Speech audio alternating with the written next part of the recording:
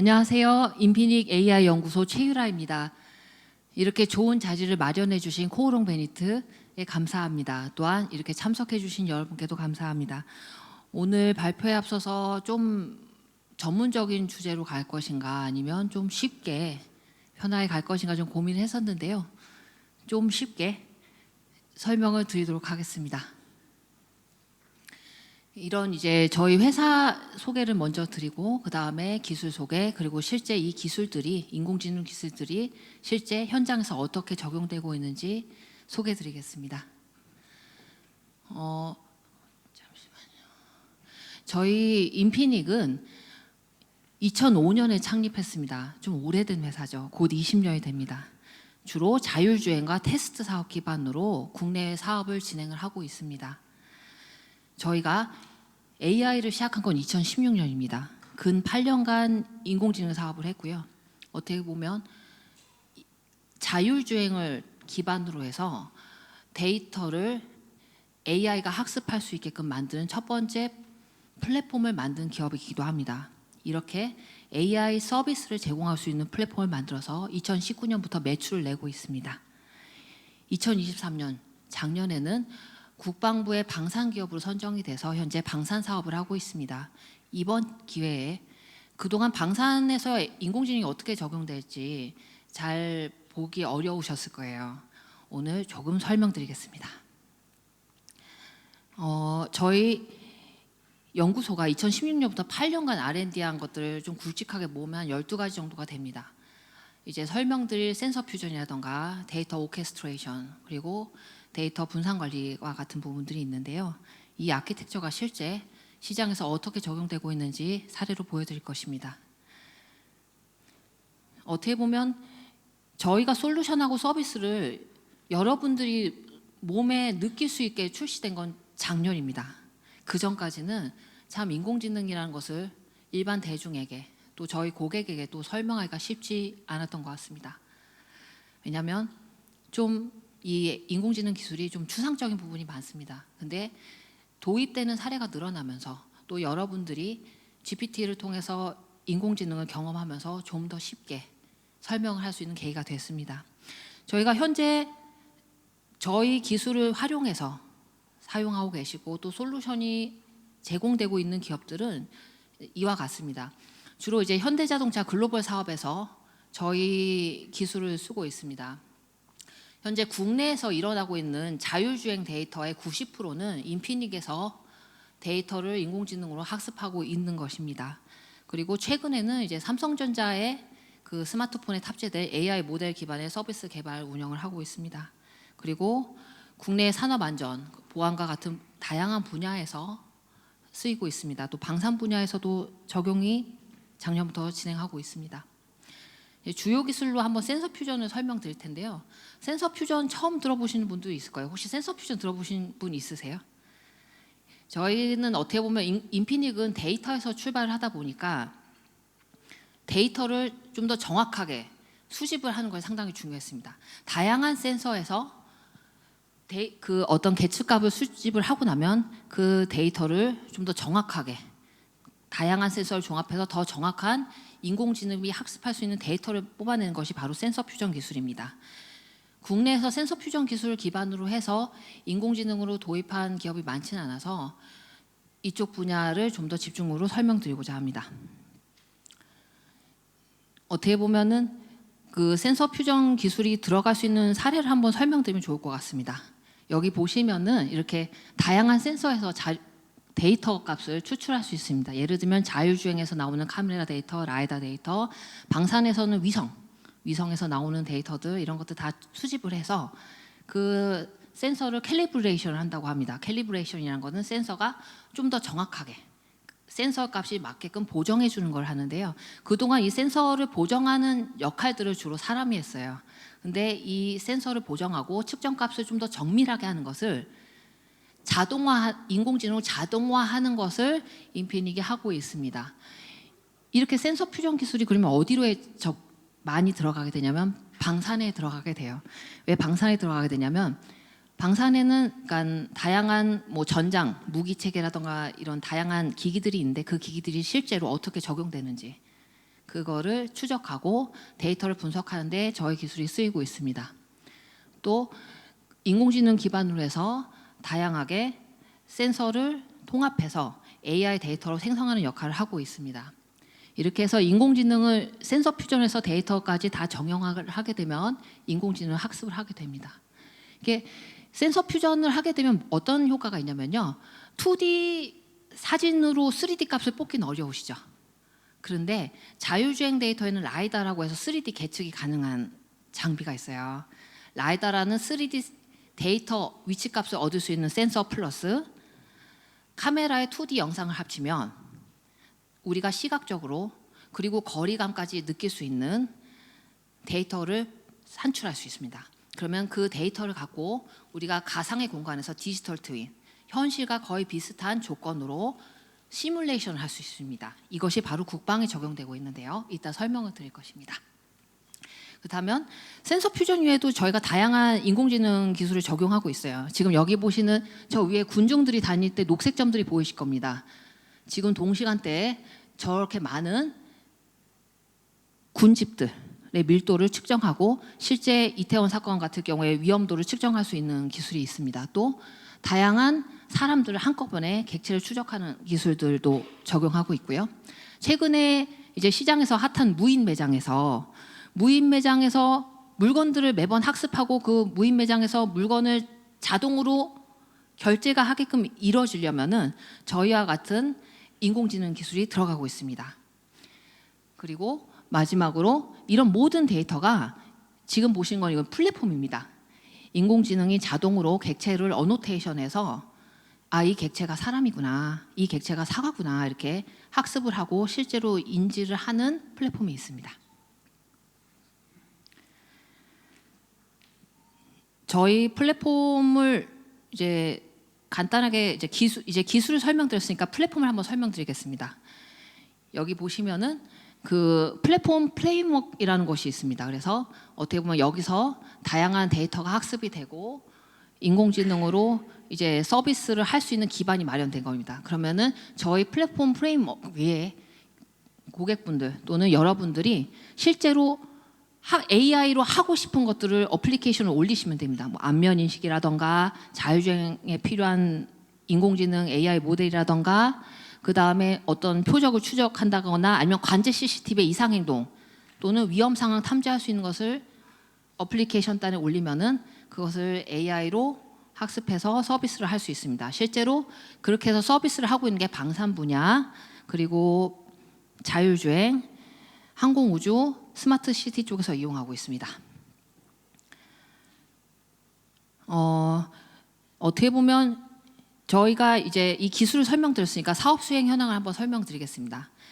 이런 센서 퓨전, 데이터를 실제로 측정하고 수집할 수 있는 이 데이터를 기반으로 해서 자율주행에 적용을 하고 있습니다. 예를 들면은 지금 여기 이 이미지 보시는 것처럼 사진을 보시면 여러분은 아실 거예요. 여기가 도로다. 여기가 사람이고 여기가 인도라고 구분을 할 수 있는데 컴퓨터는 구분하기가 힘들어요. 그래서 AI로 이렇게 객체를 자동차다, 사람이다 인식을 하고 도로와 인도를 구분을 해서 도로에 사람이 함부로 침입하거나 배회하는 것도 예방하고 CCTV에서 어떤 그런 교통을 위반했을 때 발견할 수 있는 거죠.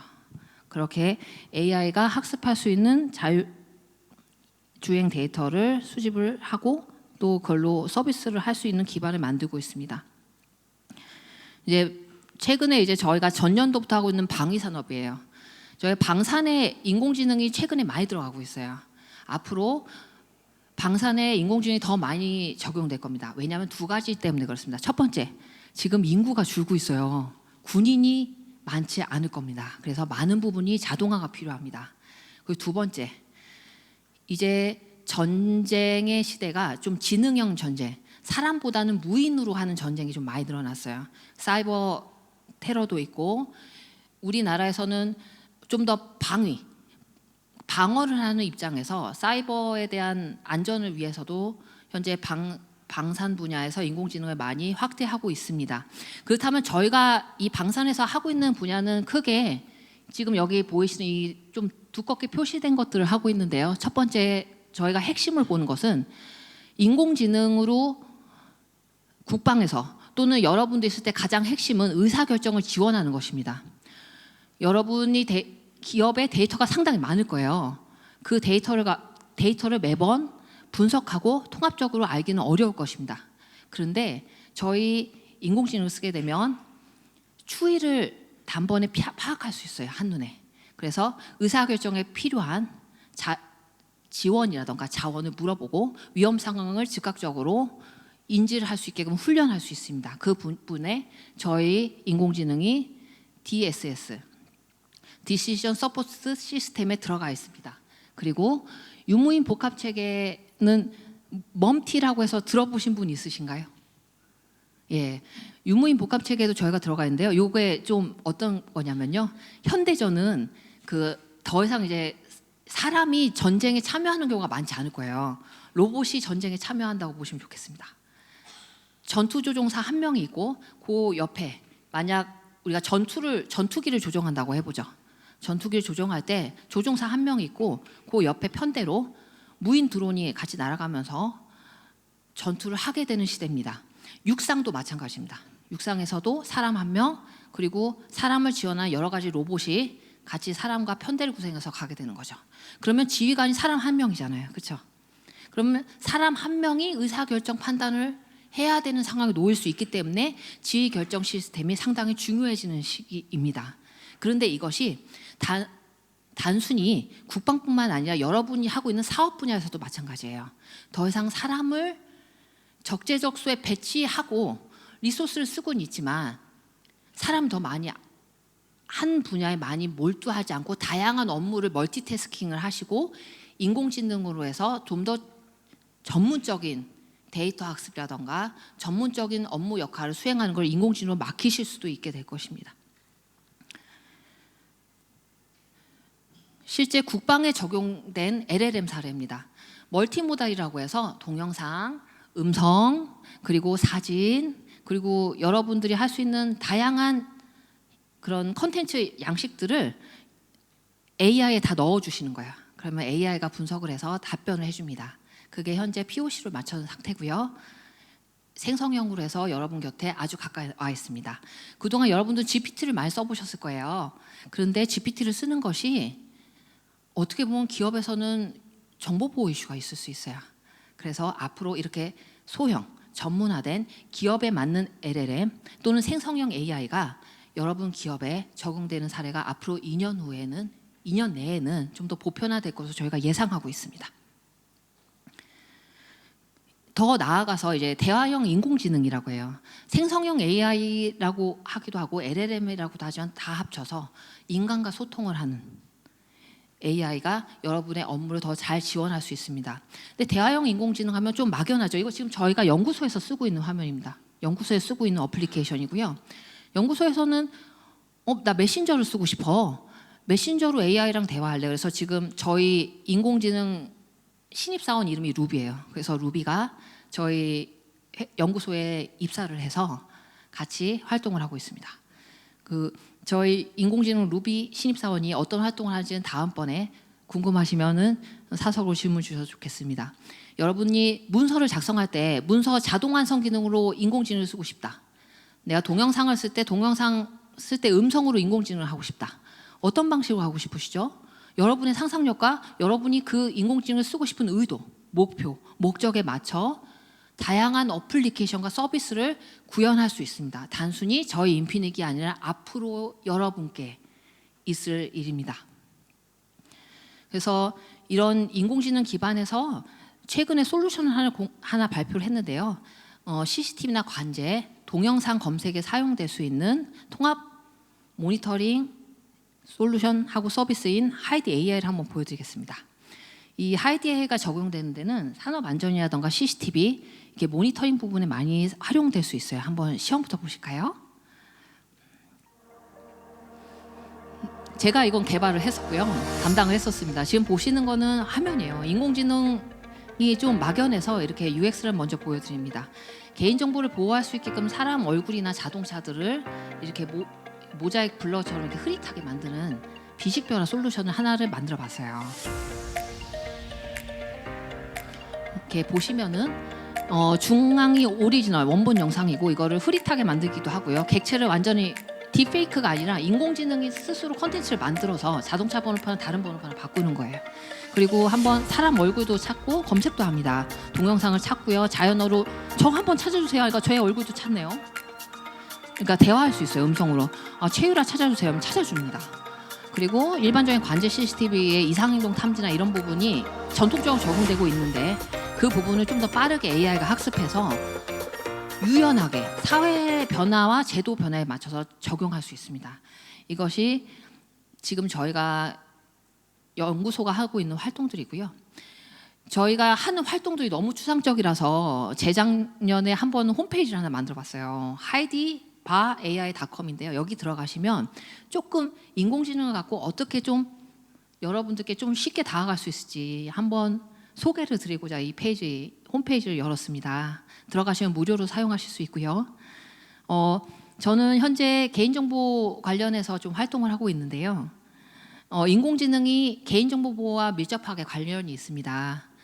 여러분 데이터가 안전하게 보호받으면서 활용할 수 있어야 되잖아요. 그래서 개인정보가 상당히 중요하고요. 저희 인공지능으로 개인정보를 할 때 가장 중요하게 보는 것이 과정입니다.